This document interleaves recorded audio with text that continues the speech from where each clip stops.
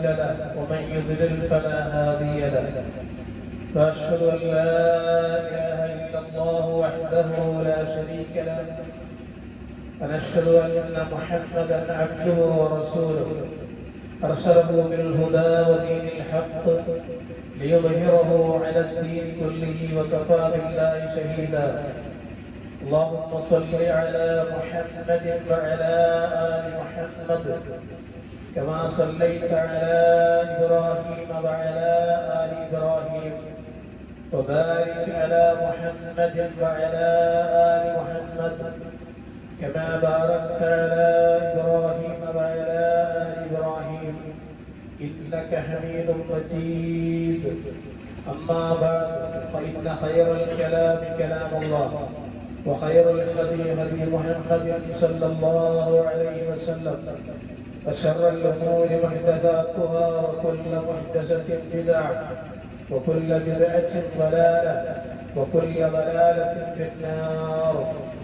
أيها الإخوان والأخوات أوصيكم وإياي أولا بتقوى الله. أعوذ بالله من الشيطان الرجيم. يا أيها الذين آمنوا اتقوا الله حق تقاته فلا تموتن إلا وأنتم مسلمون. يا أيها الذين آمنوا اتقوا الله وقولوا قولا سديدا يصلح لكم أعمالكم ويغفر لكم ذنوبكم ومن يطع الله ورسوله فقد فاز فوزا عظيما. يا أيها الناس اتقوا ربكم الذي خلقكم من نفس واحدة وخلق منها زوجها بث منهما رجالا كثيرا ونساء واتقوا الله الذي تساءلون به والأرحام إن الله كان عليكم رقيبا. بسم الله الرحمن الرحيم. ومن الناس من يشتري لهو الحديث ليضل عن سبيل الله بغير علم ويتخذها هزوا أولئك لهم عذاب مهين. ആദരണീയരായ സത്യവിശ്വാസികളെ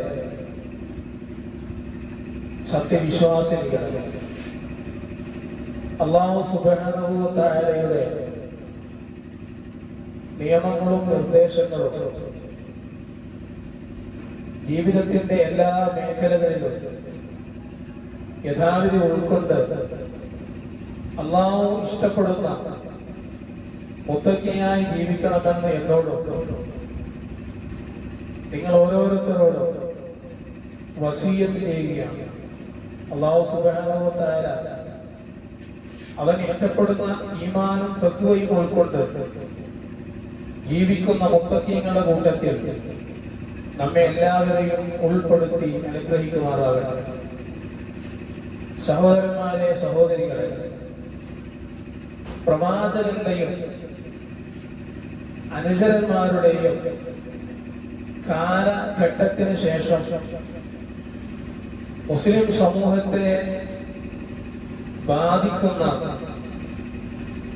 ധാരാളം വിപത്തുകളും ജീർണതകളും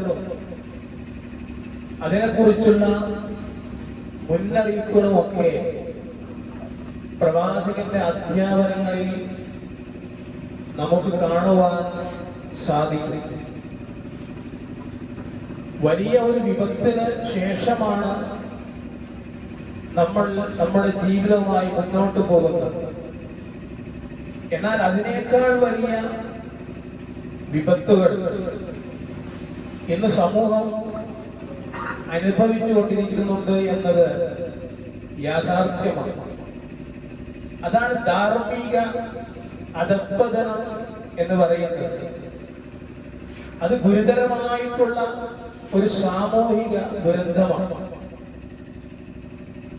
അല്ലാഹു സുബ്ഹാനഹു വ തആല ഈ ലോകത്തേക്ക് നമ്മെ സൃഷ്ടിച്ച് ഇങ്ങോട്ട് അയച്ചത് അവന്റെ പ്രവാചകൻ മുഖേന ഒരു മാർഗ ദർശനം സാധ്യമാക്കി തന്നത് അവൻ അനുസരിച്ച് ജീവിക്കുന്ന ഒരു സമൂഹമായി മാറുവാൻ വേണ്ടിയിട്ടാണ്. പക്ഷെ അതിനൊക്കെ ഇന്ന് മനുഷ്യന്മാർ പിന്നാക്കം നിൽക്കുകയാണ്, പിന്നോട്ട് പോയിക്കൊണ്ടേയിരിക്കുകയാണ്. അള്ളാഹുവിന്റെ മുന്നറിയിപ്പുകൾ എത്ര ലഭിച്ചിട്ടും അള്ളാഹു സുബ്ഹാനഹു വ തആലയുടെ അടിമയാണ് ഞാൻ എന്ന ബോധത്തിൽ നിന്ന് മനുഷ്യൻ പിന്നാക്കം പോയിക്കൊണ്ടിരിക്കുന്നു. അതിനുവേണ്ടി ദുനിയാവിന്റെ ആ സുഖലോലുപതയിൽ അത് ഏതെല്ലാം വിധത്തിൽ മുന്നോട്ട് കൊണ്ടുപോകുവാൻ സാധ്യമാകും, ആ അർത്ഥത്തിൽ മനുഷ്യൻ ഇന്ന് മുന്നോട്ട് പോയിക്കൊണ്ടിരിക്കുന്നു. അതിന് സന്തോഷം നൽകുന്ന സാധനങ്ങൾ എന്തൊക്കെയാണ്? അതിന് ധാരാളമായി ആക്കം കൂട്ടുവാനുള്ള പ്രയോഗ വിദ്യകൾ എന്തൊക്കെയാണ്? ഇതൊക്കെ അവൻ അന്വേഷിച്ച് കണ്ടെത്തി മനസ്സിലാക്കുകയാണ്. വിശുദ്ധ ഖുർആൻ സൂചിപ്പിക്കുകയാണ്, ജനങ്ങളുടെ കൂട്ടത്തിലുണ്ട്, മനുഷ്യരുടെ കൂട്ടത്തിലുള്ള ചില ആളുകൾ യശ്തരി ലഹുവൽ ഹദീസ്, അവർ വിനോദ വാർത്തകൾ വിലക്ക് വാങ്ങുന്നു. ലിയുദില്ല അൻ സബീലില്ലാഹി ബിഗൈരി ഇൽമിൻ, യാതൊരു അറിവുമില്ലാതെ ദൈവമാർഗത്തിൽ നിന്ന് ജനങ്ങളെ തെറ്റിച്ചു കളയാൻ. അതിനെ പരിഹാസമാക്കി തീർക്കുകയും ചെയ്യും. അപ്പൊ അതിനെ ദൈവമാർഗത്തെ പരിഹാസമാക്കി തീർക്കുവാനും വേണ്ടി അത്തരം വിനോദ വർത്തമാനങ്ങൾ വാങ്ങിക്കൂട്ടുന്ന ആളുകൾ, ചില ആളുകൾ ഈ സമൂഹത്തിലുണ്ട്.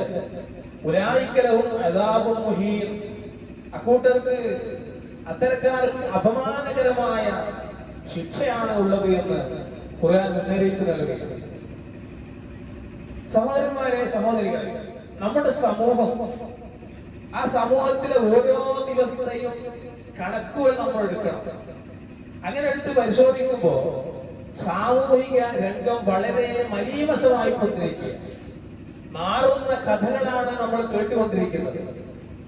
മനുഷ്യൻ സ്ത്രീകളുടെയും പുരുഷന്മാരുടെയും വസ്ത്രധാരണ രീതി ഇന്ന് മാറിക്കൊണ്ടിരിക്കുക. ഏതാണ് സ്ത്രീയാണോ പുരുഷനാണോ എന്ന് പോലും വലിയൊരു കലാലയത്തിന്റെ മുമ്പിൽ പോയി നിന്നാൽ തിരിച്ചറിയാൻ കഴിയാത്ത വിധം ഇന്ന് സ്ത്രീകളുടെ വസ്ത്രധാരണ രീതി മാറിയിട്ടുണ്ട്. ആണുങ്ങൾ ധരിക്കുന്ന വസ്ത്രം സ്ത്രീകൾ ധരിക്കുന്നു, ആണുങ്ങൾ ധരിക്കുന്ന അതേ ഷർട്ടുകൾ സ്ത്രീകൾ ധരിക്കുന്നു.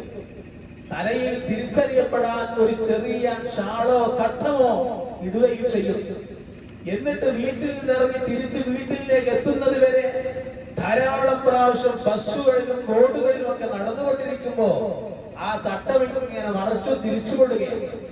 അങ്ങനെ ആ ശരീരത്തിന്റെ ശിരസ്സിനെ മുഴുവൻ ആളുകൾക്കും കാണിച്ചുകൊണ്ടാണ് ഭൂരിഭാഗം സ്ത്രീകളും ഇന്ന് ബസ്സിലും അതുപോലെ കടകളിലും മറ്റുമൊക്കെ നമുക്ക് കാണുവാൻ സാധിക്കുന്നത്. ഇത് എവിടുന്ന് സാധ്യമാകുന്നു? ഇതിനെക്കുറിച്ച് ഇന്ന് മഹല്ല് തലത്തിൽ പോലും ഒരു ഉപദേശങ്ങളോ നിർദ്ദേശങ്ങളോ ഇല്ലാതെ പോവുകയാണ്. കാരണം പറയുമ്പോ ഇന്നത്തെ കാലത്ത് അങ്ങനെയൊക്കെയല്ലേ എന്നാണ്. രാവിലെ മതകലാലയത്തിൽ പോകുന്ന വിദ്യാർത്ഥി നന്നായി വസ്ത്രം ധരിച്ച് ശരീരമൊക്കെ മൂടിപ്പൊതച്ച് മദ്രസയിൽ പോവുകയാണ്. എന്നാൽ അതേ വിദ്യാർത്ഥി തന്നെ സ്കൂളിലേക്ക് പോകുമ്പോ വസ്ത്രം മാറുകയാണ്. അങ്ങനെ മദ്രസയിൽ ഒരു വസ്ത്രവും അത് കഴിഞ്ഞ് സ്കൂളുകളിലേക്ക് മറ്റൊരു വസ്ത്രവുമായി മാറിക്കൊണ്ടിരിക്കുകയാണ്. യൂണിഫോമിൽ വരെ അതിർത്തർ ശിരസ് മറക്കണമെന്ന് നിർബന്ധം വെച്ചാൽ പോലും അങ്ങനെയൊന്നും കഴിയൂല സാറേ എന്ന് പറയുന്ന മാതാക്കളാണ് ഇന്ന് കൂടുതലും ഉള്ളത് എന്നാണ്. അല്ലാഹു സുബ്ഹാനഹു വ തആല ഒരു സ്ത്രീക്ക് വെച്ചിട്ടുള്ളത് അവന്റെ മുഖവും മുൻകൈയും മാത്രമാണ്. ബാക്കി എല്ലാ ഭാഗങ്ങളും നിർബന്ധമായി മറച്ചിരിക്കണം എന്നത് ഇസ്ലാമിന്റെ വിധിയാണ്. അതുപോലെ പുരുഷനെ സംബന്ധിച്ചിടത്തോളം അവനും ചില മാനദണ്ഡങ്ങളുണ്ട്. അവൻ ധരിക്കേണ്ടത് നെരിയാണി വരെയുള്ള വസ്ത്രമാണ്. നെരിയാണിക്ക് താഴെ ഇറങ്ങുന്ന വസ്ത്രം അത് നരകത്തിലേക്കുള്ള വസ്ത്രമാണ്. അവൻ എങ്ങനെ ധരിച്ചാലും ശരി, ആ വസ്ത്രവുമായി അവൻ ഇബാദത്തെടുത്താൽ അത് അള്ളാഹുവിന് ആവശ്യമില്ല എന്നാണ്. അള്ളാഹു കാരുണ്യത്തിന്റെ നോട്ടം നോക്കുകയില്ല എന്നാണ്.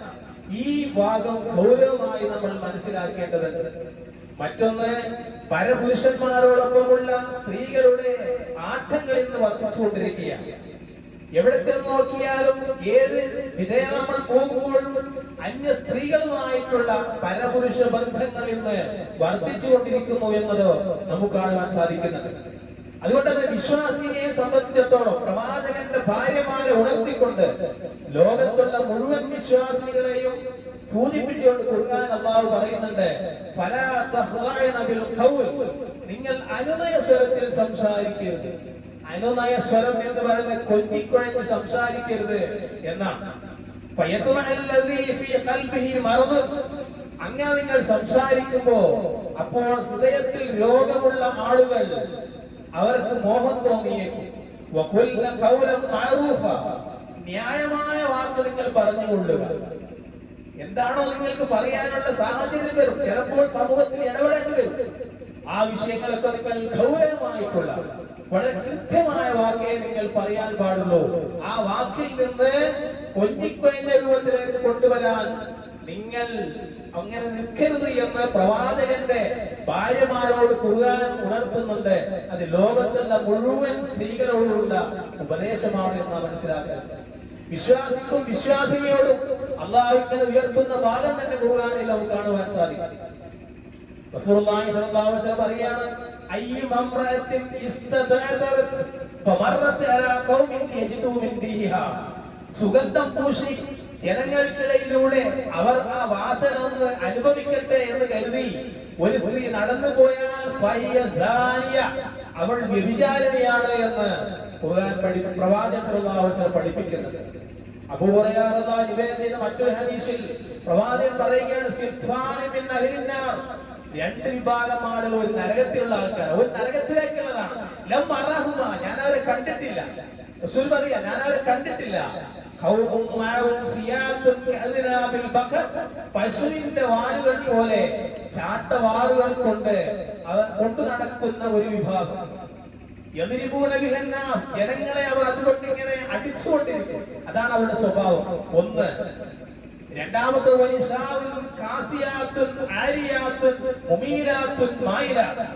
വസ്ത്രം ധരിച്ച് നഗ്നതകളായി ആടിക്കൊഴിഞ്ഞ് അങ്ങോട്ടും ഇങ്ങോട്ടും ചായുന്ന ചില സ്ത്രീകൾ. അവരുടെ തലകൾ ഒട്ടകത്തിന്റെ പൂഞ്ഞകൾ പോലെ ആയിരിക്കും. ഇതാണ് രണ്ടാമത്തെ വിഭാഗം. ഇതിന്റെ പ്രവാചകൻ പറഞ്ഞു, ലാ യദ്ഖുലുൽ ജന്ന, അവർ സ്വർഗ്ഗത്തിൽ പ്രവേശിക്കുകയില്ല. വലാ യജിദന റീഹഹാ, അതിന്റെ സുഗന്ധം അവർ അനുഭവിക്കുകയുമില്ല. ഫഇന്ന റീഹഹാ ലയൂജദു മിൻ മസീറത്തി കദാ വകദാ, അതിന്റെ വാസന ബഹുദൂരം അനുഭവപ്പെടും. അപ്പൊ സ്വർഗത്തിന്റെ അടുത്ത വാസന പോലും ഇത്തരം ആളുകൾക്ക് ലഭിക്കുകയില്ല എന്ന് റസൂലുള്ളാഹി സ്വല്ലല്ലാഹു അലൈഹി വസല്ലം പഠിപ്പിക്കുകയാണ്. ഹദീസ് പരാമർശിച്ച ഒന്നാമത്തെ വിഭാഗം എന്ന് പറയുന്നത് ഏകാധിപതിയുള്ള ആൾക്കാരെ കൊണ്ടാണ്. സമൂഹത്തിലെ ഏകാധിപതികളായി നടന്നിട്ടുള്ള, തങ്ങളാണ് എല്ലാത്തിന്റെയും അധികാരം, എല്ലാം ഞങ്ങളുടെ കയ്യിലാണ്, ഞങ്ങളുടെ കൂട്ടുകൊണ്ടാണ് എന്നൊക്കെ പറഞ്ഞുകൊണ്ട് ഏകാധിപതികളായി ആ സമൂഹത്തെ ഭരിച്ചിരുന്ന ആൾക്കാരെ കൊണ്ടാണ് ആദ്യം പറഞ്ഞത്. രണ്ടാമത്തെ വിഭാഗം എന്ന് പറയുന്നത് സ്ത്രീ സമൂഹത്തെ കുറിച്ചാണ്, അവരുടെ വസ്ത്രധാരണത്തെ കുറിച്ചാണ്. ചില സ്ത്രീകൾ വസ്ത്രം ധരിച്ചിട്ടുണ്ട്, എന്നാൽ അവർ നഗ്നകളാണ്. അതിന്റെ അർത്ഥം ഇസ്ലാം മുന്നോട്ട് വെക്കുന്ന വസ്ത്രധാരണ രീതിയിൽ നിന്ന് വ്യത്യസ്തമായ ഒരു രീതിയാണ് അവർ സ്വീകരിച്ചിരിക്കുന്നത് എന്നാണ്. അങ്ങനെ ഒരു സംസ്കാരം ഇന്ന് നമ്മുടെ സമൂഹത്തിലേക്ക് വന്നുകൊണ്ടിരിക്കുകയാണ്. ഇതൊക്കെ വന്നുകൊണ്ടിരിക്കുന്നത് വിനോദത്തിന്റെ മറവിലാണ്. വിനോദത്തിന്റെ വരവിൽ സംഗീതങ്ങളുടെ ആ പേക്കൂത്തുകളിലൊക്കെയാണ് ഇത് വന്നുകൊണ്ടിരിക്കുന്നത്. അങ്ങനെ ആ ഒരു സംഭവത്തെ നാം പഠിക്കുമ്പോഴാണ് നമ്മുടെ നാട്ടിൽ നിന്ന് നാണിപ്പിക്കുന്ന റിപ്പോർട്ടുകൾ പുറത്തു വന്നുകൊണ്ടിരിക്കുന്നത്. ഒരു ജസ്റ്റിസ് ആ ജസ്റ്റിസ് റിപ്പോർട്ട് സമർപ്പിച്ചു. 235ഓളം പേജുള്ള ആ റിപ്പോർട്ടിൽ സ്ത്രീ സമൂഹത്തെ സിനിമാ രംഗത്ത് നീക്കം ചെയ്യുന്ന, അവരെ സിനിമ രംഗത്ത് നിന്ന് അവരെ വല്ലാതെ ബുദ്ധിമുട്ടിക്കുന്നുണ്ട് എന്നൊക്കെ പറയുന്ന ചില റിപ്പോർട്ടുകൾ ചാനലുകൾ ചർച്ചയായിരിക്കുകയാണ്. സ്ത്രീ സമൂഹത്തെ അടിച്ചൊതുക്കുന്നു എന്നാണ് ആ റിപ്പോർട്ടിൽ പറയപ്പെടുന്നത് എന്നാണ്. നമ്മെ സംബന്ധിച്ചിടത്തോളം ആ റിപ്പോർട്ട് എന്താണ്, അതിന്റെ വസ്തുത എന്താണ്, അതൊന്നും പരിശോധിക്കാനാണ് നമ്മുടെ ദൗത്യം. നമ്മെ സംബന്ധിച്ചിടത്തോളം ഇസ്ലാമിന്റെ വീക്ഷണത്തിൽ നാം സിനിമയെ ദർശിച്ചാൽ അതിൽ ഒന്നും ലഭിക്കുന്നില്ല എന്നുള്ളതാണ്. ഒരു സിനിമ കണ്ടിട്ട് ഒരുപാട് പഠിക്കാനുണ്ട് എന്നാണ്. ഒരുപാട് പുതിയ പാഠങ്ങൾ പഠിക്കാൻ കുട്ടികൾക്ക് സാധ്യമാകുമെന്നാണ് സിനിമ കണ്ടാലുണ്ട് എന്നാണ്. എന്നിട്ട് കുടുംബത്തെ അടക്കിക്കൊണ്ട് സിനിമാ ടാക്കീസിലേക്ക് പോകുന്ന മുസ്ലിം സമൂഹത്തിലെ ഉന്നതന്മാരായ ആളുകളുണ്ട്. ആഘോഷ ദിവസങ്ങൾക്കൂട് എന്തിനാ പോകുന്നത്? ഇന്നത്തെ കാലത്ത് ജീവിക്കണമെങ്കിൽ സിനിമയിൽ നിന്നൊക്കെ പഠിക്കണമെന്നാണ്. ഇസ്ലാമിന്റെ വീക്ഷണത്തെ സംബന്ധിച്ചിടത്തോളം ഈ സിനിമാ മേഖലയിൽ നിന്ന് ഒരു ചുക്കും നമുക്ക് പഠിക്കുവാനുള്ള ഇല്ല എന്നുള്ളതാണ്. കാരണം എന്താ? തിന്മയിലേക്കുള്ള എല്ലാ വഴികളും തുറന്നിടുന്നു എന്നാണ്. എന്തെല്ലാം തിന്മയുണ്ടോ ആ തിന്മയുടെ വിപത്തുകളാണ് അതിന്റെ ഉള്ളിലൂടെ പോയാൽ ലഭിക്കുന്നത്. എന്താ അതിൽ നടക്കുന്നത്? അന്യ സ്ത്രീ പുരുഷ സംസർഗം നടക്കുന്നു. അതുപോലെ തന്നെ അന്യരായ ആണും പെണ്ണും പരസ്പരം ആലിംഗനം ചെയ്ത് കഴിയുന്നു. അതുപോലെ തന്നെ ഒരേ റൂമിൽ അന്യരായ ആണും പെണ്ണും കിടക്കുന്നു. ഇങ്ങനെയുള്ള സീനുകൾ സമൂഹത്തിൽ കാണിച്ചുകൊണ്ടാണ് സിനിമയിലെ ആ വലിയ സമ്പന്നന്മാരായിട്ടുള്ള ആളുകൾ കൊഴുപ്പ് കൂട്ടിക്കൊണ്ടിരിക്കുന്നതാണ്. ഇസ്ലാമിനെ സംബന്ധിച്ചിടത്തോളം ഇസ്ലാം വളരെ കൃത്യമായി പറഞ്ഞിട്ടുണ്ട്. സമൂഹത്തിൽ ഇന്ന് പെരുകുന്ന എന്തൊക്കെ തിന്മയുണ്ടോ അതിന്റെ എല്ലാം ഒരു ചെറിയ ഘടകം വരുന്നത് ഇത്തരം സിനിമയിൽ നിന്നാണ് എന്ന് ഈ റിപ്പോർട്ടുകൾ വരുന്നതിന് മുമ്പ് തന്നെ നമുക്ക് മനസ്സിലാക്കുവാൻ സാധിക്കും എന്നുള്ളതാണ്. അതുകൊണ്ട് വിശ്വാസികളെ സംബന്ധിച്ചിടത്തോളം വളരെ കണിശമായിട്ട് ഖുർആൻ പറഞ്ഞു ഇതൊക്കെ വ്യഭിചാരത്തിന്റെ വഴികളാണ്. വ്യഭിചാരത്തിന്റെ വഴികളാണ് ഇത് മുഴുവനും. അതുകൊണ്ട് തന്നെ നിങ്ങൾ വ്യഭിചരിക്കരുത് എന്നല്ല പറഞ്ഞത്, വ്യഭിചാരത്തോട് നിങ്ങൾ സമീപിച്ചു പോകരുത്. തീർച്ചയായും അത് നീചവൃത്തിയാണ്, അങ്ങേയറ്റം മ്ലേച്ഛകരമായ നീചവൃത്തിയാണ് അത്. ആ മാർഗത്തിലേക്ക്, ദുഷിച്ച മാർഗത്തിലേക്ക് നിങ്ങൾ അടുത്തു പോകരുത് എന്നാണ് വിശ്വാസികളോട് ഖുർആൻ ആഹ്വാനം ചെയ്യുന്നത്. അങ്ങനെ പറയുമ്പോ വ്യഭിചാരം എന്ന് പറയുന്ന ആ ഒരു പ്രവൃത്തി മാത്രമാണോ? അല്ല. റസൂലുള്ളാഹി സ്വല്ലല്ലാഹു അലൈഹി വസല്ലം പറഞ്ഞു അതിൽ പിന്നെ കണ്ണിന്റെ ഭാഗമുണ്ട്, കൈയിന്റെ ഭാഗമുണ്ട്, കാലിന്റെ മനസ്സുണ്ട്. ഇതെല്ലാം തന്നെ വ്യഭിചാരത്തിലേക്കുള്ള ചില മാർഗങ്ങൾ തുറന്നുവിടും എന്നുള്ളതാണ്. അതുകൊണ്ട് തന്നെ പ്രവാചകൻ പഠിപ്പിച്ചു നിയന്ത്രിക്കേണ്ട എല്ലാ ഭാഗങ്ങളും നിയന്ത്രിക്കണമെന്നാണ്. നഗ്നത വെളിപ്പെടുത്തുന്ന സ്ത്രീകൾ അത് അന്യ പുരുഷന്മാർ കണ്ടുകൊണ്ട് അവർ വ്യഭിചാര പ്രവൃത്തി ചെയ്യുന്നു എന്നത് ഇന്ന് നമുക്ക് ധാരാളം ഇന്നാണ് സമൂഹത്തിനെ വലിയ വലിയ ആളുകൾ എടുത്ത് പരിശോധിച്ചാൽ നമുക്ക് കാണുവാൻ സാധിക്കും. ഇത്തരം സീനുകളില്ലാത്ത സിനിമകൾ മാർക്കറ്റില്ലാതെ കെട്ടിക്കിടക്കുന്നു എന്നതും ഒരു യാഥാർത്ഥ്യമാണ്.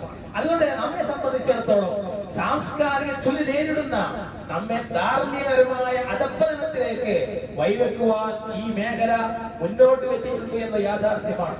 വ്യഭിചാരം എന്ന് പറയുമ്പോൾ പ്രവൃത്തി മാത്രമല്ല ഖുർആൻ പറഞ്ഞത്, കണ്ണുകൊണ്ട് അശ്ലീലം കാണരുത് എന്നുള്ളതാണ്. കാരണം എന്താ? റസൂൽ പറഞ്ഞിട്ടുണ്ട് രണ്ട് കണ്ണുകൾക്കും ഒരു വ്യഭിചാരമുണ്ട്. അവയുടെ വ്യഭിചാരം എന്ന് പറയുന്നത് നോക്കലാണ് എന്ന്, കാണലാണ് എന്നുള്ളതാണ്. അനസ് മാലിക് റളിയല്ലാഹു അൻഹു നിവേദനം ചെയ്യുന്ന മറ്റൊരു ഹദീസിൽ നമ്മൾ കാണുവാൻ സാധിക്കും. പ്രവാചകൻ ചില നിർദ്ദേശം പറയുകയാണ്. ഒന്ന്,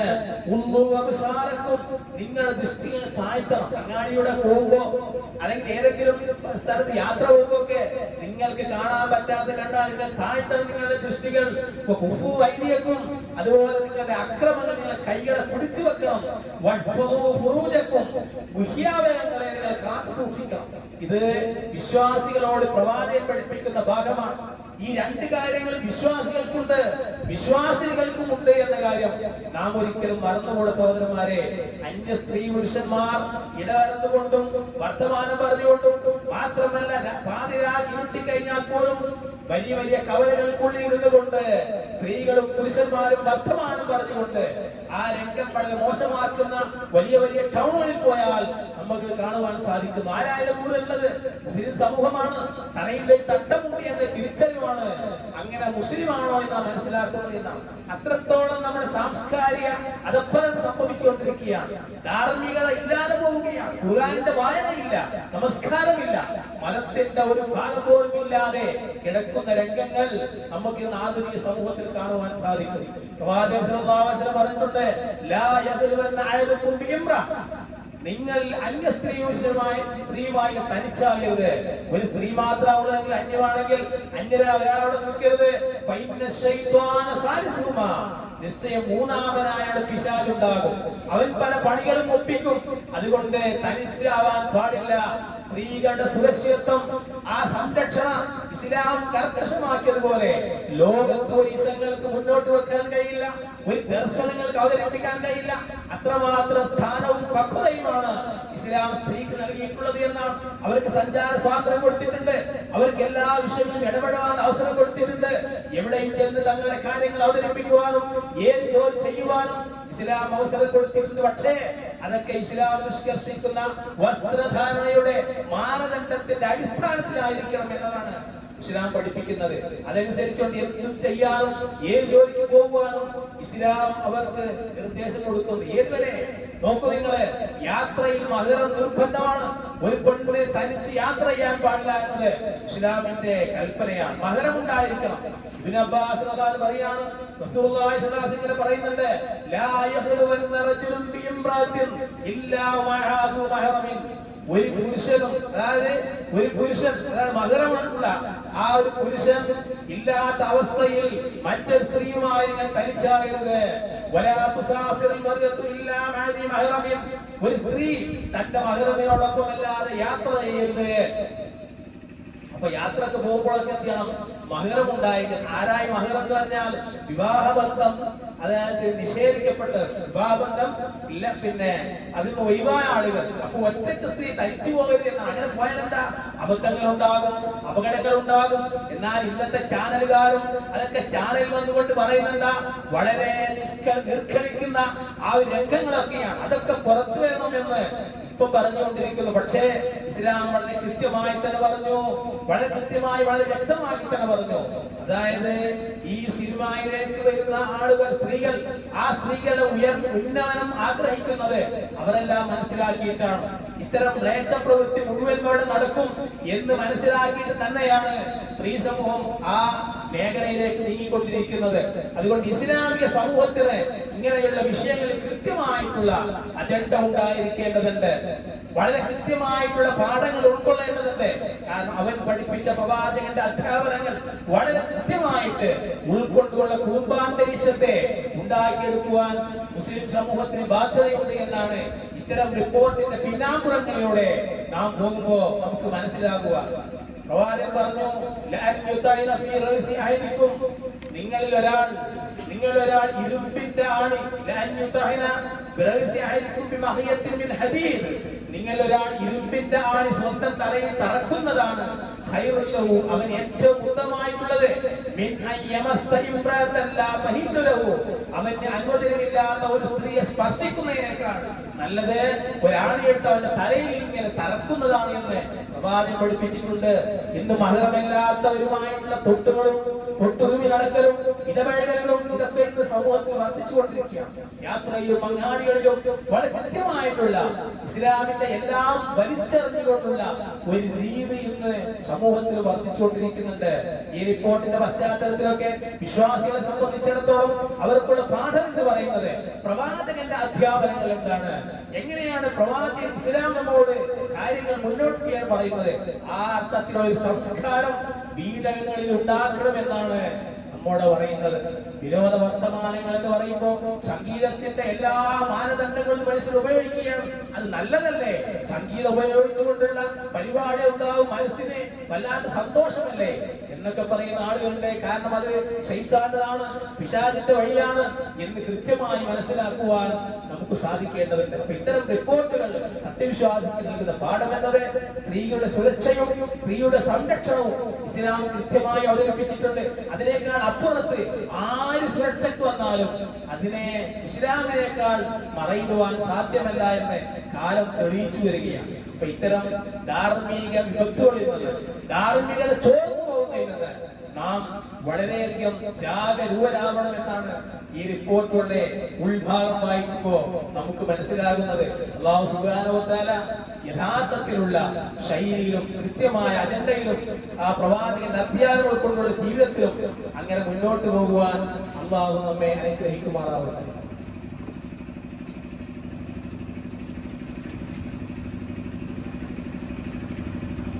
അൽഹംദുലില്ലാഹി റബ്ബിൽ ആലമീൻ. اللهم صل على محمد وعلى ال محمد أوصيكم ثانيا بتقوى الله يا أيها الذين آمنوا اتقوا الله حق تقاته فلا تموتن إلا وأنتم مسلمون. സഹോദരങ്ങളെ, തഖ്വ ഉൾക്കൊണ്ട് ജീവിക്കണമെന്ന് ഉണർത്തുകയാണ്, ഉപദേശിക്കുകയാണ്. ഈ സിനിമകൾ അശ്ലീലതകൾ മാത്രമല്ല നൽകുന്നത്, മറിച്ച് ഇന്ന് നടന്നുകൊണ്ടിരിക്കുന്ന എന്തെല്ലാം കുറ്റകൃത്യങ്ങളുണ്ടോ അത് പഠിപ്പിച്ചു കൊടുക്കുന്ന ഒരു ഭാഗം കൂടിയാണ് ഈ സിനിമകൾ എന്ന് പറയുന്നത്. കേരളത്തെ പിടിച്ചു കുലുക്കിയിട്ടുള്ള ധാരാളം കൊലപാതകങ്ങൾ, ബാങ്ക് കൊള്ളകൾ, അതുപോലെ മറ്റു പല കുറ്റകൃത്യങ്ങൾക്ക് അത് ചെയ്യുന്നവർക്ക് പ്രേരകമായി തീർന്നത് ഞങ്ങൾ ഇന്ന സിനിമയിലുള്ള ആ ഒരു സീൻ ആയിരുന്നു എന്ന് അവർ പറയുന്നത്. സഹോദരങ്ങളെ, ഈ ഒരു മീഡിയ ഇന്ന് സമൂഹത്തിനെ അത്രമാത്രം അധപ്പതനത്തിലേക്ക് എത്തിച്ചുകൊണ്ടിരിക്കുകയാണ് എന്നത് നാം മനസ്സിലാക്കേണ്ടിയിരിക്കുന്നു എന്നാണ്. മ്ലേച്ഛതകൾക്ക് വഴങ്ങിക്കൊടുത്താൽ മാത്രമേ സിനിമയിൽ ഉയർന്ന സ്ഥാനം സാധിക്കുള്ളൂ എന്ന് തിരിച്ചറിഞ്ഞുകൊണ്ട് തന്നെയാണ് അതിലേക്ക് പെൺകുട്ടികൾ പോയി ചെന്ന് ചാടുന്നത്. ആ പെൺകുട്ടി അത് ചെല്ലുന്നത് അങ്ങനെയാണ്. ആ അത്രപോലും ഇസ്ലാമിന്റെ ആ ഒരു ഗൗരവമായിട്ടുള്ള താക്കീതുകൾ എവിടെ നിന്ന് ആര് സ്വീകരിച്ചുവോ അവർക്ക് പരാജയത്തിന്റെ വഴിയാകുമെന്ന് നാം മനസ്സിലാക്കേണ്ടിയിരിക്കുന്നു. അപ്പൊ ഇത്തരം തെറ്റുകുറ്റങ്ങളെ, ഇത്തരം തിന്മകളെ ഏതെല്ലാം രീതിയിൽ, മാത്രമല്ല സിനിമയിൽ ഇറങ്ങുന്ന ഫാഷൻ വസ്ത്രങ്ങളാണ് മനുഷ്യരുടെ കടകളിൽ സ്ത്രീകൾ ചോദിച്ചു തരുന്നത്. അതുവരെ ധരിച്ചിരിക്കുകയാണ്. നമ്മൾ സിനിമ കാണേണ്ടതില്ല, അതിൽ നിന്നാ നമ്മൾ ഒഴിവാണ്. പക്ഷേ അവർ ഉപയോഗിച്ചു കൊണ്ടിരിക്കുന്ന അവരുടെ വസ്ത്രങ്ങൾ പോലും ഇന്നതിന്റെ പിന്നാലെ പോകുന്നത് നമ്മുടെ സമൂഹമാണ് എന്നൊരു ബോധം നമുക്കുണ്ടായിരിക്കേണ്ടതുണ്ട്. അപ്പൊ ഇസ്ലാമിന്റെ ഒരു കാഴ്ചപ്പാട് നാം കൃത്യമായി ഉൾക്കൊണ്ടിട്ടില്ലെങ്കിൽ പ്രശ്നമാണ്. ഇങ്ങനെയൊക്കെയുള്ള ആളുകളോട് നമ്മളിതൊക്കെ പറയുമ്പോ നിങ്ങൾ എന്താ ഇങ്ങനെയൊക്കെ പറയുന്നത്, ഈ കാലത്ത് ജീവിക്കണമെങ്കിൽ അങ്ങനെയൊക്കെയല്ലേ പറ്റുള്ളൂ, അങ്ങനെയൊക്കെ ജീവിക്കുന്നവരെന്ന് പറയുമ്പോൾ അത് പാൻഡൻ സംസ്കാരമല്ലേ എന്നൊക്കെ പറഞ്ഞുകൊണ്ട് അങ്ങ് മാറിക്കളിയാണ് ചെയ്യുന്നത്. ഖുർആനും അങ്ങനെ തന്നെയാ പറയുന്നത്. ഇത്തരം ആളുകളോട് പറഞ്ഞു കൊടുത്താൽ പ്രവാചകരെ അത്തരം ഒരാൾക്ക് നമ്മുടെ ആയത്തുകൾ ഓതി കേൾപ്പിക്കപ്പെട്ടാൽ അല്ലെങ്കിൽ ഓതി കൊടുക്കുകയാണെങ്കിൽ വല്ലാ മുസ്തക്ബിറ, അവർ അഹങ്കരിച്ചുകൊണ്ട് തിരിഞ്ഞു കളയും. ഏതുപോലെ അവന് കേട്ടിട്ടില്ലാത്ത പോലെ, അവന്റെ ഇരു കാതുകൾ ഒരു അടപ്പുള്ളത് പോലെ, നമ്മളതൊന്നും കേട്ടിട്ടേ ഇല്ലട്ടോ എന്ന് പറഞ്ഞ് പിന്തിരിഞ്ഞു പോകും. അവർക്ക് വേദനയേറിയ ശിക്ഷയുണ്ടെന്ന് പ്രവാചകരെ അങ്ങ് സന്തോഷ വാർത്ത അറിയിക്കുക എന്ന് ഖുർആൻ പറയുന്നില്ല. ഉപദേശങ്ങളും നിർദ്ദേശങ്ങളും ഓരോ പാഠങ്ങളും അത് ജീവിതത്തെ നമ്മൾക്ക് പഠിക്കുവാനുള്ളതാണ് എന്ന അർത്ഥത്തിൽ നാം മനസ്സിലാക്കുക. അങ്ങനെ കാര്യങ്ങൾ മനസ്സിലാക്കുന്നവരായി തീരണം. ആ ഒരു അർത്ഥത്തിലേക്കുള്ള ഒരു ഉയർച്ചയാണ് നമ്മൾക്കുണ്ടാവേണ്ടത്. അള്ളാഹുവിലേക്കുള്ള നമ്മുടെ ഗ്രാഫ് ഉയർന്നുകൊണ്ടേയിരിക്കണം. പക്ഷെ ഇത് ഗ്രാഫ് താണുകൊണ്ടിരിക്കുക. അതിൽ ഏറ്റവും പ്രധാനപ്പെട്ട ഒന്നാണ് അള്ളാഹുവിലേക്കുള്ള ഗ്രാഫ് എങ്ങനെയാ താഴ്ന്നു പോകുന്നത്. 5 നേരത്തെ നമസ്കാരം അതിൽ വളരെ പ്രധാനമാണ്. 5 നേരത്തെ നമസ്കാരമാണ് ഒരു വിശ്വാസി ചെയ്യുന്ന ഏറ്റവും വലിയ ഇബാദത്ത്. ബാക്കിയൊക്കെ പിന്നെ അതിനൊരു സാഹചര്യങ്ങളുണ്ട്. പക്ഷേ 5 നേരത്തെ നമസ്കാരം എന്നത് വിശ്വാസിയുടെ വളരെ കൃത്യമായിട്ടുള്ള മാനദണ്ഡമാണ്. അതെങ്ങനെയാണ് വിശ്വാസി നിർവഹിക്കേണ്ടത്? അവൻ ജമാഅത്തായി നിർവഹിക്കണമെന്നത് തർക്കമില്ലാത്ത കാര്യമാണ്. നാം മനസ്സിലാക്കേണ്ടത് പുരുഷന്മാരെ സംബന്ധിച്ചിടത്തോളം വീടുകളിൽ അവർക്ക് നമസ്കാരമേ ഇല്ല. അവർക്ക് വീടുകളിൽ സുന്നത്ത് നമസ്കാരമേ ഉള്ളൂ. അവൻ പള്ളിയിൽ പോയി, അള്ളാഹുവിന്റെ പള്ളിയിൽ പോയി ജമാഅത്തായിട്ട് നിർവഹിക്കണം. അല്ലാതെ സ്ത്രീകളെ പോലെ അത് വീട്ടിൽ നിർവഹിച്ചാൽ ഒഴിവാകൂല എന്നത് ഖുർആനിന്റെയും ഹദീസിന്റെയും ധാരാളക്കണക്കിന് ഹദീസുകളുണ്ട്. അത് ഒഴിവാകൂല, അത് പള്ളിയിൽ തന്നെ പോയി നിർവഹിക്കണം എന്നാണ്. എവിടെയാണോ ഉള്ളത്, എവിടുന്നാണോ ബാങ്ക് കേൾക്കുന്നത്, അവൻ അങ്ങോട്ട് പോയി കളഞ്ഞുള്ളതാണ്. അപ്പൊ ജമാഅത്തിന്റെ കാര്യത്തിൽ നമ്മുടെ ഗ്രാഫ് വളരെയധികം താഴ്ന്നിട്ടുണ്ട് എന്നത് നാം തിരിച്ചറിയണം. അത് ഗ്രാഫ് ഉയർത്തേണ്ടതുണ്ട്. ജമാഅത്ത് നമസ്കാരത്തിൽ കണിശമായിട്ടുള്ള രീതി നമ്മൾ ആവിഷ്കരിക്കേണ്ടതുണ്ട്. കാരണം സുന്നത്ത് നമസ്കാരമേ പുരുഷന് വീട്ടിലുള്ളൂ. ജമാഅത്ത് വരാത്ത വീട് തീയിട്ട് കരിക്കണം എന്നവരെ പറഞ്ഞ സഹാബത്ത് ഉണ്ടായിട്ടുണ്ട്. പ്രവാചകൻ ആഗ്രഹം പ്രകടിപ്പിച്ചിട്ടുണ്ട്. അത്രക്കും വളരെയധികം ശക്തമായിട്ടൊന്നാണ് ജമാഅത്ത് നമസ്കാരം. അതുകൊണ്ട് 27 എന്നൊക്കെ പറഞ്ഞത് അത് നിർവഹിക്കുന്ന കാര്യത്തിൽ നമ്മൾ പിന്നാക്കം പോകാൻ പാടില്ല. അതെങ്ങനെയാ വരുന്നത്? ഞാൻ നേരത്തെ പറഞ്ഞ പോലെയാണ്. ഈ ഭൗതികമായിട്ടുള്ള കാര്യങ്ങളൊക്കെ മനുഷ്യനെ വല്ലാതെ അങ്ങനെ പൊതിഞ്ഞുകൊണ്ടിരിക്കുമ്പോ അവനിങ്ങനെ ആത്മീയതയിൽ ചോർന്നങ്ങോട്ട് പോകും. അപ്പോ ആ ആത്മീയതയെ പിടിച്ചു നിർത്താൻ, നമ്മൾ തെറ്റ് ചെയ്യാതെ പിടിച്ചു നിർത്താൻ സംഘബോധം, അതാണ് ജമാഅത്ത് നൽകുന്നത്. ഒറ്റ ശക്തിയാണ്. ആ ശക്തിയെ നമ്മൾ കാലത്ത് തകർക്കാൻ കഴിയില്ല.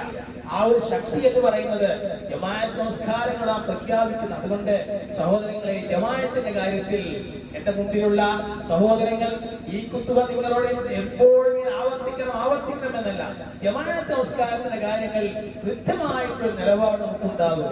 എങ്ങനെയെങ്കിലും പള്ളിയിൽ വന്ന് നമസ്കരിക്കണമെന്ന് തോന്നൽ നമുക്കുണ്ടാവണം. കാരണം എന്താണ്?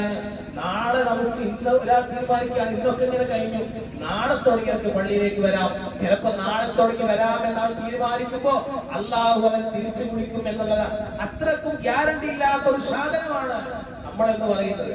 നമുക്ക് പറയാൻ പറ്റൂല അസർ നിസ്കാരത്തിൽ ഉണ്ടാവോ, ജുമ അവിടെ നിർവഹിക്കപ്പെടും, ഇതൊന്നും പറയാൻ പറ്റൂല. അത്രമാത്രം ഗ്യാരണ്ടി ഇല്ലാത്ത നമ്മൾ എന്ത് ചെയ്യണം? കിട്ടുന്ന അവസരങ്ങൾ പ്രതിഫലം കൂട്ടണം. അല്ലാതെ അവസാന സന്ദർഭത്തിൽ പഠിച്ചോനായി തീരാൻ നന്നായിരുന്നു, ഇങ്ങനെ പോയാൽ നന്നായിരുന്നു, പക്ഷെ ഞാൻ പോയില്ല എന്ന് പറഞ്ഞുകൊണ്ട് അള്ളാഹിന്റെ മുമ്പിൽ മാറാൻ കഴിയില്ല. അവസരങ്ങൾ അള്ളാഹു തരുമ്പോൾ അത് ഉപയോഗിക്കണം. എപ്പോഴാണോ അതിനൊക്കെ അവസരം കിട്ടുന്നത്? എപ്പോഴും അവസരം കിട്ടൂല. കിട്ടുന്ന അവസരങ്ങളിൽ ജമാഅത്ത് നമസ്കാരം നഷ്ടപ്പെടുത്തരുത്. ബാങ്ക് കേൾക്കാൻ സമയമായാൽ, അല്ലെങ്കിൽ ബാങ്കിന് സമയമായിട്ടുണ്ട് എന്ന് നമുക്ക് തോന്നിയാൽ, നമ്മൾ ഏതിലാണോ ഏർപ്പെടുന്നത് അതവിടെ തൽക്കാലം നിർത്തിവെച്ച് പള്ളിയിൽ വന്ന് ജമാഅത്ത് നിസ്കരിച്ച് അതിലേക്ക് പോകുക. അതിനകത്താണ് വർക്കത്തുണ്ടാകുക. അല്ലാതെ അങ്ങനെ ജമാഅത്തൊക്കെ നഷ്ടപ്പെടുത്തി അല്പം ഇങ്ങനെയല്ല, രാത്രി പോലും ജമാഅത്ത്, പകൽ കഴിയാത്ത ആളുകളുണ്ടാവും, പല ജോലിക്ക് പോകുന്നവരുണ്ടാവും. എന്നാൽ മഗ്‌രിബും ഇശാവും സുബ്ഹിയും അതെങ്കിലും കൃത്യമായി പള്ളിയിൽ വന്ന് നിർവഹിക്കുവാനുള്ള ഒരു ബോധം നമുക്കുണ്ടാവണം സഹോദരങ്ങളെ. ഇതൊക്കെ പരലോകത്തുണ്ടാവുള്ളൂ. നാളെ കബറിൽ വെക്കുമ്പോ കൂട്ടുകാരനായി വരുന്നത് സാലിയായ കർമ്മങ്ങളെ എല്ലാവരും തിരിച്ചു. അവൻ ചെയ്ത സാലിയായ കർമ്മം ഇങ്ങനെ വരും, ഏറ്റു പറയും, അവനോട് പേടിക്കേണ്ട, ഞാനുണ്ട്, നീ ചെയ്ത സൽക്കർമ്മങ്ങളാണ്, അതാ നിനക്കുണ്ടാവുക. അപ്പൊ ആ ഗ്രാഫ് ഉയർത്തേണ്ടതുണ്ട്. നമ്മുടെ സൽക്കർമ്മത്തിന്റെ ഗ്രാഫ് താഴ്ത്തി കളയാനാണ് ആധുനിക കാലഘട്ടത്തിലെ പൈശാചികത മുഴുവൻ ശ്രമിക്കുന്നത്. പക്ഷേ ആ ഗ്രാഫ് ഉയർത്തിക്കൊണ്ടുവരാൻ നമ്മൾ സുരക്ഷിതമായിട്ടുള്ള ഈമാനോടുകൂടി മുന്നോട്ട് പോകണം. അതുകൊണ്ട് ഇന്ന് തീരുമാനിക്കുക, ഇനി ഒരൊറ്റ ജമാഅത്തും ഞാൻ നഷ്ടപ്പെടുത്തുകയില്ല എന്ന്. അങ്ങനെ നമസ്കാരം ജമാഅത്തായി നിർവഹിക്കുക. വീട്ടിൽ നിസ്കരിക്കണോ? സുന്നത്തുകൾ വീട്ടിൽ പോയി നിസ്കരിക്കുക. ആ രീതി നമ്മൾ അവലംബിക്കുക. ആ കാര്യങ്ങൾ പ്രത്യേകം ശ്രദ്ധയിൽ ഉണ്ടാവണമെന്ന് സൂചിപ്പിക്കുകയാണ്. അതോടൊപ്പം തന്നെ വിജ്ഞാനവും അറിവും എന്ന് പറയുന്നത് നമ്മൾക്ക് എപ്പോഴും ലഭിക്കേണ്ടതാണ്. വെള്ളിയാഴ്ച ഖുത്ബകൾ മാത്രം കേട്ടാൽ പോരാ, ഒരുപാട് അറിവ് കിട്ടേണ്ടതുണ്ട്. വ്യത്യസ്തങ്ങളായ പണ്ഡിതന്മാർ നമ്മുടെ മുമ്പിലേക്ക് വന്ന് കാര്യങ്ങൾ പറയുമ്പോൾ അറിവ് എവിടെയാണോ ഉള്ളത് അതവിടെ പോയി കേൾക്കണം. അവിടെ മലക്കുകളുടെ സാന്നിധ്യം ഉണ്ടാകും, മലക്കുകൾ കൂടെ ഉണ്ടാകും, പ്രാർത്ഥിക്കും. അപ്പൊ അവിടെ ചെന്നുകൊണ്ട് ആ അറിവിനായുള്ള അവസരം വരുമ്പോ നാം മുന്നോട്ട് പോകണം. അങ്ങനെയുള്ള ഭാഗമായി സഹോദരങ്ങളെ, പ്രകൃതിയുടെ ദുരന്തവും കാര്യമായി ബന്ധപ്പെട്ട വലിയ വിഷയത്തെ മുൻനിർത്തിക്കൊണ്ട് ഉള്ള ഒരു പരിപാടി ഞായറാഴ്ച ഉണ്ട്. അതിലേക്ക് നിങ്ങൾ എല്ലാവരും പോകണം എന്നുകൂടെ ശ്രദ്ധയിൽപ്പെടുത്തുകയാണ്. അറിവുകളൊക്കെ നാം സ്വായത്തമാക്കിയെടുക്കുക, നല്ലവരായി തീരുക, നന്മ പരമാവധി ഉണ്ടാക്കുക. അതാണ് വേണ്ടത്. നാളെ ആരും നമുക്ക് തന്നിട്ട് സഹായിച്ച് രക്ഷപ്പെടുത്താൻ ആരുമില്ല. നന്മ പരമാവധി ഓരോരുത്തരുടെ ഹിസാബില് അവനവൻ സമ്പാദിച്ചു വെക്കുക. എന്നാൽ സുഖകരമായ ജീവിതമാണ്. ഇല്ലെങ്കിലോ പരാജയമാണ്. ഈ ബോധം ഉൾക്കൊള്ളുക. അല്ലാഹു സുബ്ഹാനഹു വ തആല കാര്യങ്ങളെ കൃത്യമായി വിവേചിച്ച് അറിഞ്ഞ് അവൻ ഇഷ്ടപ്പെടുന്ന മുത്തക്കിയായി തീരുവാൻ നമുക്ക് ആയുഷ്യം ആരോഗ്യം അല്ലാഹു പ്രദാനം ചെയ്യുമാറാവട്ടെ. അല്ലാഹുവേ, ഞങ്ങൾ വന്നുപോയിട്ടുള്ള എല്ലാ തെറ്റുകുറ്റങ്ങളും വിട്ടുകൊടുത്ത് മാപ്പാക്കണമേ തമ്പുരാനെ. പടച്ചറബേ, മാരകമായ രോഗങ്ങളെ കൊണ്ട് ഞങ്ങൾ നീ പരീക്ഷിക്കരുതേ തമ്പുരാനെ. അല്ലാഹുവേ, മാരകമായ പല രോഗങ്ങളും ഇന്ന് പടർന്നു പിടിക്കുകയാണ്. അതാ എല്ലാ രോഗത്തിലും ഞങ്ങളെയും എല്ലാ ആളുകളെയും കാത്ത് രക്ഷിക്കണമേ തമ്പുരാനെ.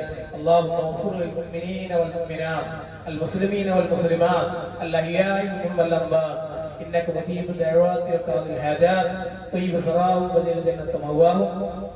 اللهم اجرنا من النار، اللهم اجرنا من النار، اللهم اجرنا من النار.